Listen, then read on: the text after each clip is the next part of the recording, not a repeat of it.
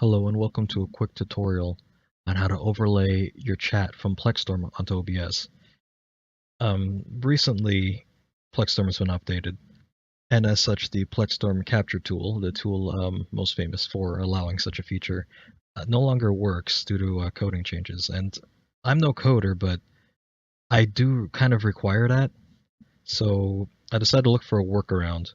So the first thing you want to do is you want to grab a browser source. Can name it, I don't know, Plex Chat. Let's do that, right? And you're going to want to change the URL to someone else. I've got Mazer here. I'm going to use his as an example.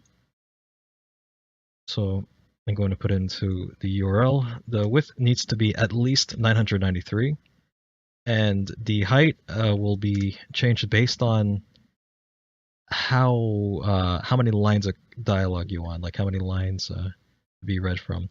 300 gives you about 400, gives you about 4 lines, while 500 gives you about 8.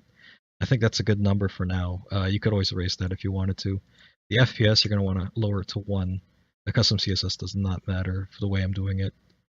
I do want to be able to use custom CSS, and that would actually improve the efficiency of this, but you know, right now it's late and I shouldn't even be doing this, so don't worry. So as soon as I click this, it's going to load up the browser source, and it's going to place it. I'm going to enable the preview just so I can show it off here. As you can see, it's right there. So stupid that I can jump on you. Hold on. You can hear him talking though, and that doesn't really help, does it? But you can see the chat box. So first thing you want to do, go to interact, and click pause. Boom. Problem solved. So that's done. Now what you're going to want to do is you're going to want to right click on it, enable filters. First filter you want to add is the cropping tool. And then you're going to want to decrease to the left the wrong way. My mistake. So I'll start 600 and I'll raise it to about so. The top you want to remove about 75, and the bottom you want to remove approximately 50. So we already have a nice little chat box here. You could make it longer if you wanted, but that's good as it is. Now another filter you'd want to add is chroma key, if you want. This will allow you to adjust the opacity. So as you can see, this would lower the thing. I'm going to write in test real quick, just so you can see that it works. As you can see there. So, mess with the opacity, the mess of that. If you just want the text, you can choose a key color type being custom, select your color, pick your screen color, and then just click on it. And click OK. Now, of course, you might get absolutely nothing. So that's the whole reason for that. It's the similarity, smoothness, and keys color spill reduction.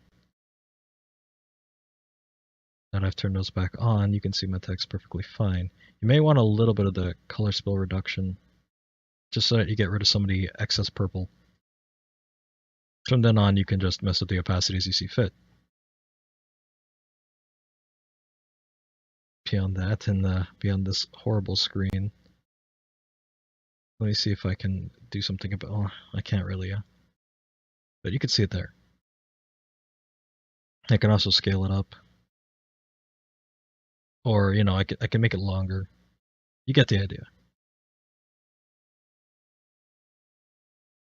And that's it. That's all you need to do. Although every time you want to set it up again, you're going to have to open the Plex Chat filters,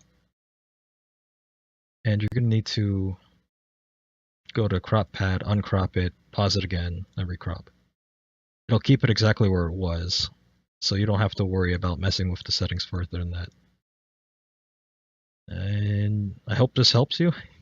I'm sorry that I'm stuttering a lot, but you know, that's what happens when you kind of do an impromptu guide.